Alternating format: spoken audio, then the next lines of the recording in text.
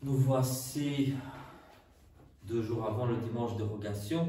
Le temps court vite. Il ne reste plus qu'un seul dimanche après-demain. Un seul dimanche du temps de la résurrection. Après ça, ceci c'est le dimanche de rogation. Après ça, dans moins d'une semaine, nous serons déjà à l'ascension. Donc nous voilà sur la fin de cette période qui est comme un seul jour, j'ai envie de dire, un seul jour de la résurrection tout long, de 40 jours. Aussi, aujourd'hui, nous fêtons 2 saints, donc ce sont les premières vêpres de Saint Vincent de Lérins, dont je parlerai tantôt, et puis les secondes vêpres de Saint Guibert, abbé de Gembloux. Et nous avons aussi entendu 2 péricopes très intéressantes des Saintes Écritures, une sur Élie le Thésbite et l'autre sur de l'Évangile selon Saint Jean où Jésus parle encore de lui-même. Il y a beaucoup à dire, mais comme on est vendredi soir, je me dis demain il n'y a pas école, demain, quoique, je vais me permettre de parler un petit peu de tout ça. Je vais commencer par la péricope de l'Évangile. Alors Jésus dit, sans s'arrêter, le je suis. Ce je suis, c'est la façon dont il s'est présenté au buisson ardent à Moïse. Souvenons-nous, Dieu est là depuis toute éternité, Dieu le Fils, Dieu le Verbe est là depuis toute éternité, et il est apparu à Moïse dans le buisson ardent. Et Moïse lui demande, qui es-tu? Comment est-ce que je vais dire aux gens, aux Égyptiens? Comment est-ce que je vais te présenter? Et Dieu se révèle comme étant le « Je suis ». Et c'est ce titre que Jésus revendique. Et bientôt, si on continue à lire dans ce passage, bientôt ils vont prendre des pierres pour lui taper. Parce qu'ils savent qu'il revendique ce titre de Yahvé, en fait. Alors, indirectement, Jésus nous parle ce soir, et dans les passages environnants de Saint Jean, il nous parle indirectement aussi de l'Esprit Saint. Alors, le passage que je viens de lire, si on le prend à la lettre, hein, ça a l'air d'être une confusion totale, et Jésus ça a l'air, je dis bien, et Jésus un gars qui ne sait pas tenir un raisonnement logique. Je rebobine. Jésus cite l'Ancien Testament qui dit que tout sera établi sur base de 2 témoins, ou 3. 2 ou 3 témoins. Et ici, Jésus semble dire, je suis mon propre témoin. Ben non. Dans le sens où, je ne sais pas, moi, je vais me marier, je vais à la commune, et c'est où vos témoins qui vont signer? Ah ben je suis moi mon propre témoin, et lui, c'est son propre témoin. Voilà. On est nos propres témoins. Et la commune va me dire, mais vous rigolez. On ne peut pas être soi-même son propre témoin. Justement, le témoin est là pour approuver ce que dit celui qui prétend dire quelque chose. Hein. Donc Jésus a l'air d'un stupide, en fait. Sauf que, si Jésus serait juste un stupide s'il n'était que humain. Mais ce qui est intéressant dans ce passage, c'est que quand il dit « je suis mon propre témoin », ce n'est pas seulement Jésus qui parle. N'oublions pas que quand Jésus a été envoyé dans le monde, il a été oint par l'Esprit Saint. Et l'Esprit Saint qui l'accompagne. Quand il dit « je suis mon propre témoin », ça veut dire que c'est l'Esprit Saint qui est là avec Jésus. C'est le Père et l'Esprit Saint qui sont ces 2 témoins, en fait. À part la Trinité, ce que Jésus dit est une ineptie. Pour que ça ne soit pas une ineptie, il faut qu'il y ait 2 témoins. Et ces 2 témoins sont le Père et l'Esprit Saint. C'est eux qui rendent témoignage de Jésus. C'est très intéressant. Et en fait, ça veut dire que ce qui nous est dit dans la loi de Moïse, quelqu'un avec 2 ou 3 témoins, ça nous renvoie aussi à la Trinité. Ça nous renvoie à l'image de Dieu, parce que nous sommes créés à l'image de Dieu. Que nous soyons femmes, hommes, neutres, non-binaires et tout ce que vous voulez, nous sommes tous créés à l'image de Dieu. Donc, à part dans la Trinité, il n'y a pas moyen de comprendre le passage de Jésus. Alors, il y a d'autres petits versets, toujours aux environs du passage que j'ai lu. À un moment donné, Jésus dit « je » et puis il dit « nous ». Nous disons ce que nous avons entendu, et puis je, machin, et puis nous, et puis je, et puis nous. Mais quand il dit nous, il se réfère qu'à lui seul. Enfin, à lui seul, je veux dire, il ne se réfère pas au groupe des apôtres. Hein. Tout ça parce qu'à un moment donné, c'est Jésus qui parle seul, et d'autres fois, c'est l'Esprit et Jésus qui parlent en même temps. C'est pour ça qu'ils disent nous. Donc, ces passages parlent sans le nommer, ils parlent de l'Esprit Saint de manière indirecte. Et sachant que, hein, à partir du haut Moyen-Âge, j'ai envie de dire, hein, parfois les évêques disent nous, virgule, évêque de machin, ou le juge, nous, machin, mais c'est un pluriel majestatif. Mais ça n'existait pas du temps de Jésus. Ça n'existait pas du temps de Jésus. À part dans la Trinité, ça ne peut pas être compris autrement. Et c'est pour ça que Dieu parle aussi dans l'Ancien Testament, hein, à la tour de Babel, à l'homme confondant nos langues. Et Dieu qui dit qu'il a créé l'humain, il dit « Faisons l'humain à notre image et à notre ressemblance ». Dieu parle au pluriel. Alors ce qui est bizarre, c'est que le Coran copie, fait une mimique, copie ce qui est dans la Bible avec le nom majestatif, tout en niant la Trinité. Donc alors ils vont dire, ah mais c'est un nom majestatif, sauf que ça n'existait pas le nom majestatif. Il est dans la Bible parce que c'est Dieu de Trinité qui parle. Mais bon, la personne qui a composé le Coran n'était pas au courant de ça, donc elle condamne la Trinité, mais elle se trahit elle-même puisque l'Ancien Testament parle de la Trinité. Et que les rabbins du judaïsme, après le christianisme, ce judaïsme qui n'est pas la religion d'Abraham, qui est le judaïsme qui a rejeté le Messie, et que nous voyons encore de nos jours, ce judaïsme a du mal à expliquer ces passages avec Dieu majestatif qui dit nous. Et ils se contredisent les rabbins les uns les autres. Il y a tellement de brol dans ce qu'ils écrivent pour justifier le nous. Parce que la seule explication, c'est la Trinité. Et voilà, ici, Jésus fait la même chose. C'est ce Dieu de l'Ancien Testament qui parle, qui dit nous, puis je, puis nous, puis je. Et puis ici, le Père et l'Esprit Saint qui lui rendent témoignage. Voilà, c'est très joli ça et c'est très beau. Je dis cela, mais je rappelle un truc, je ne parlerai pas de ça aujourd'hui, je dois en parler à un moment donné et préparer un sermon spécial pour le premier concile de Nicée. Pourquoi? Parce que, justement, c'est cette année-ci, c'est une année de jubilé, j'ai envie de dire, 1700 ans depuis le concile de Nicée. C'est un concile très important. Le concile s'est ouvert au mois de mai de l'an 325 et le concile s'est achevé à la fin du mois de juillet ou juillet, à la fin du mois de juillet.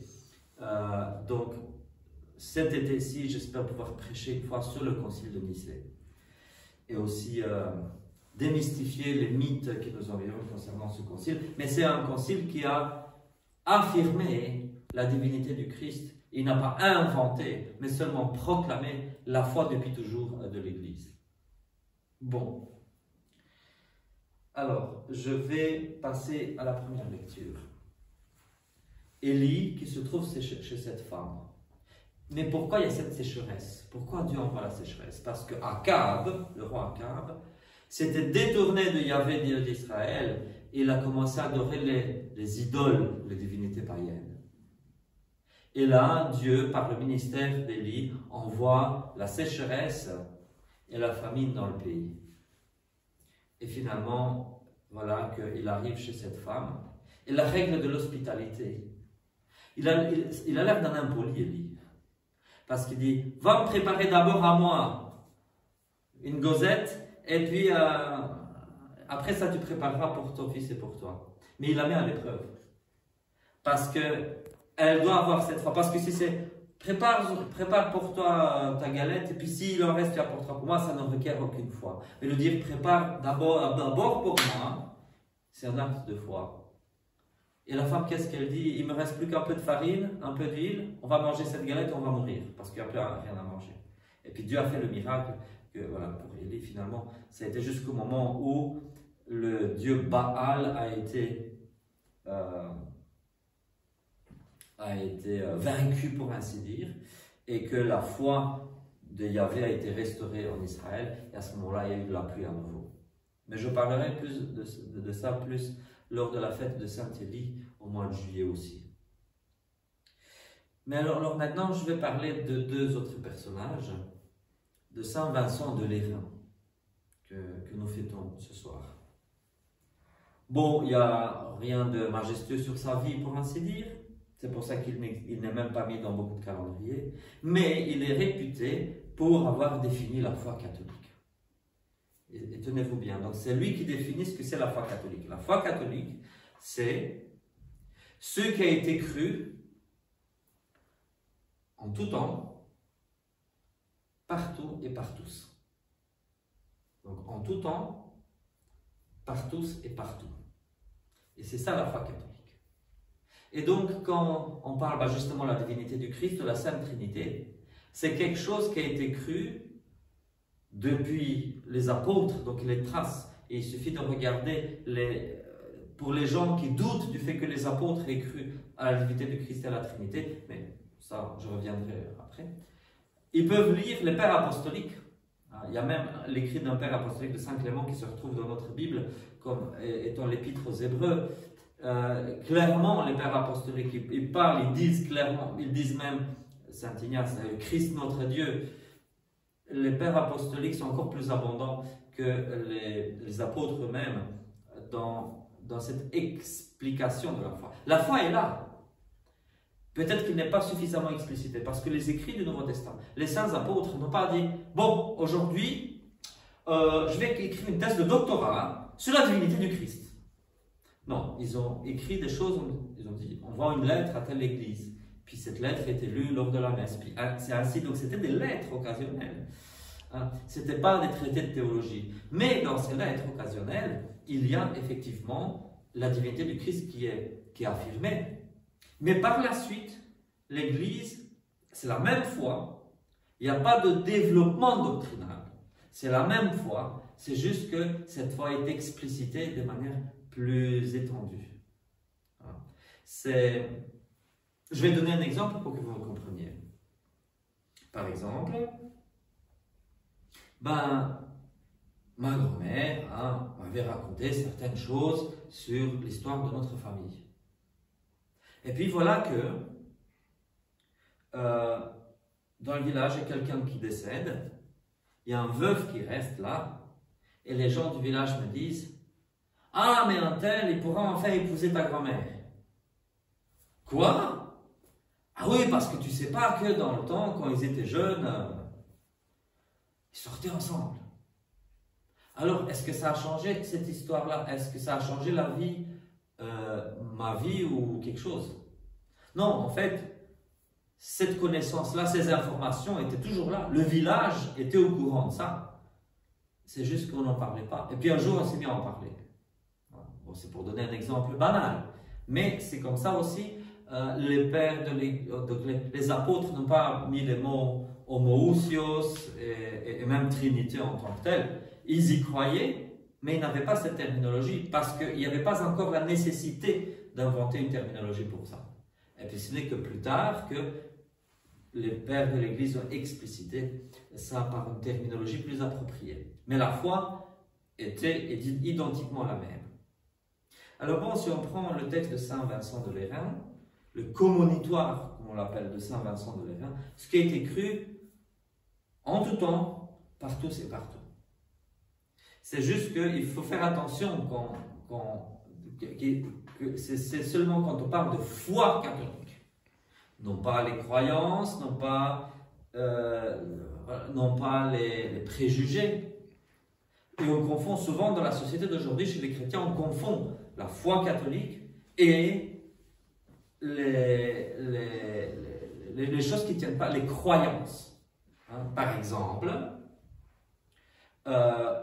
on a lu déjà dimanche, j'avais déjà raconté que Parfois, les apôtres soutenaient l'esclavage. Hein, et on peut dire que l'esclavage était un truc qui a été cru partout, par tous. Hein, et en tout temps, depuis les origines jusqu'à l'époque moderne, jusqu'au début des temps modernes. Alors, est-ce que l'esclavage est valide? Est-ce qu'il est moral? Non, parce que là, il ne s'agit pas de foi, il s'agit de mœurs. Ah, c'est des mœurs, et pas des histoires de mœurs, ce n'est pas des histoires de foi. Donc, ça ne fait pas partie de la foi catholique. Même si ça a été, donc ce n'est pas une question de foi, donc il faut très bien faire la distinction. Ou autre chose, les pères de l'Église, on peut les dire, abondamment, la très grosse majorité d'entre eux croyaient que la Terre est plate. Et croyaient que tout tourne autour, la Terre est au centre de l'univers et que tout tourne autour de la Terre. C'est ce que croyaient les pères de l'Église. La très grosse majorité d'entre eux. Parce qu'ils vivaient à une époque pré-scientifique, pré-moderne. Donc, c'est encore un truc qui a été cru en tout temps, partout et partout. Pourtant, on sait que c'est faux. C'est faux. On va dans l'espace, on regarde, on voit que la Terre est ronde, enfin voilà. Mais ce n'est pas une question de foi, c'est une question de croyance. Donc, il faut faire très très attention quand on cite Saint Vincent de Lérins. Voilà, et je vais terminer par Saint Guibert, abbé de Gembloux. Donc l'abbaye de Gembloux qui existait jusqu'au début des temps modernes, quand elle a été détruite par la Révolution française. Nous fêtons pas mal de gens qui ont évangélisé ici, qui sont venus d'ailleurs, qui sont venus de plusieurs endroits, et qui ont évangélisé de différentes manières. Et ici, Saint Guibert, en tant qu'abbé, père abbé d'une abbaye, qui a eu du succès à l'époque. Et c'est aussi une façon d'évangéliser. Souvent, nous disons que les moines, on lit le Nouveau Testament, Saint Paul qui dit « Malheur à moi si j'évangélise pas ». Et puis on dit aux moines « Toi là, le moine, comment est-ce que tu évangélises? Tu restes là dans ton couvent, tu ne fais rien, tu n'évangélises pas ». En fait, non, les monastères, par leur rayonnement, ils évangélisent pas mal. Mais pour qu'ils puissent évangéliser, qu'ils puissent rayonner, il faut leur donner les moyens. Et je vais donner un très très mauvais exemple qui s'est passé ici en Belgique, dans notre pays. C'est une honte pour l'histoire de l'Église. Et je vais critiquer cela parce que ça mérite une critique. Il y a un monastère en Flandre, sur l'Escaut plus précisément. Et dans le monastère, il y avait des moines. Hein, et pendant tout un temps, leur évêque ne leur a pas donné de prêtre. C'est plus compliqué que ça, mais je résume en ça. Il n'y avait pas de prêtre pour dire la messe dans le monastère. Alors comment voulez-vous qu'un monastère puisse progresser sans prêtre? Qu'à un moment donné, les moines devaient brûler de l'essence pour prendre leur voiture pour aller loin à la messe. Alors que déjà leurs ressources étaient limitées. Un monastère sans prêtre, d'accord, Saint-Benoît, c'était le cas, c'était comme ça, mais les temps de Saint-Benoît sont révolus et que les monastères sans prêtres, après 2 générations, c'était déjà fini. À part 2 générations après Saint-Benoît, c'était le contraire, ce sont les monastères qui fournissaient des prêtres au monde, et des évêques même. Et donc, Saint Guibert, par le rayonnement qu'il a eu à Gembloux, et cette abbaye, voilà, c'est quand même quelque chose qui a fait que beaucoup de gens qui vivaient une vie mondaine ont été attirés et qu'ils ont entendu l'évangile et ils ont pu être sauvés.